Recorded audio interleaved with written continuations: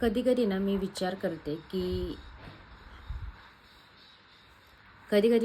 करते की आपण असं आपले आई वडील किंवा मोठी जी काय माणसं असतात ती आपल्याला नेहमी सांगत असतात की दुसऱ्यांबद्दल वाईट नाही बोलायचं, दुसऱ्यांबद्दल वाईट विचार नाही करायचा, किंवा आपणही स्वतः आपल्या मुलांना असं शिकवत असतो की दुसऱ्यांबद्दल वाईट विचार नाही करायचा, किंवा दुसऱ्यांबद्दल चांगलंच बोलायचं, किंवा चांगलं बोलता येत नसेल तर वाईट पण नाही बोलायचं. पण किती जणांच्या लाईफमध्ये असं घडतं, किंवा रादर सगळ्यांच्याच लाईफमध्ये घडत असतं की समोरचं माणूस जर आपण काही न करता आपल्याला सारखं डिवचत असेल तर मग आपण चांगलं त्यांच्याबद्दल कसं बोलायचं. ओके, सो फॉर एक्झाम्पल एखादं तुमच्या नात्यातून एखादी व्यक्ती असेल जी तुम्हाला माहिती आहे की तुम्ही त्यांच्याबद्दल काहीच बोलत नाही आहे, but still they are trying to poke you, they are trying to spread any negative things about you, की जेणेकरून तुम्हाला ते डिमीन करायचा प्रयत्न करतात.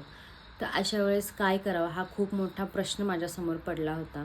आणि त्याचा एक बेस्ट वे मी शोधून काढला आहे की त्याला रिॲक्शन नाही द्यायची. कारण मी खूप जास्त रिॲक्ट करत होते, खूप ओव्हर रिॲक्ट करत होते की हां, हे असं कसं बोलतात, तर मी तर असं काही केलं नाही, मी असं काय बोलली नाही आहे, किंवा खोटं जे काय पसरवलं होतं त्याला मी खूप एक्सप्लेन करायला जात होते. आपण एक्सप्लेन करायला जातो ना तेव्हा काय होतं माहिती आहे का, की आपण आपल्याला आहे ना विसरून जातो यार. म्हणजे की आपण खूप जास्त चिडचिड माझी होत होती.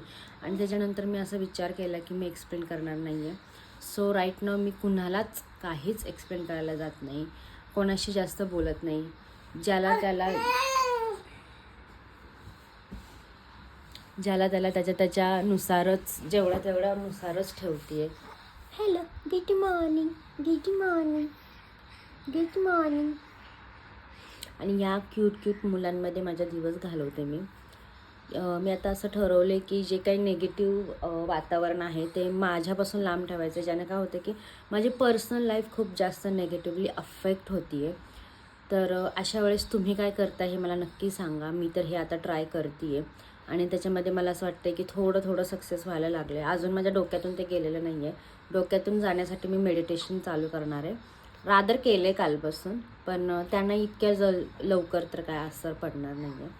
So yes, that is that. हा थॉट आज मला ही स्टोरी तुमच्याबरोबर शेअर करायची होती. That's it. बाय.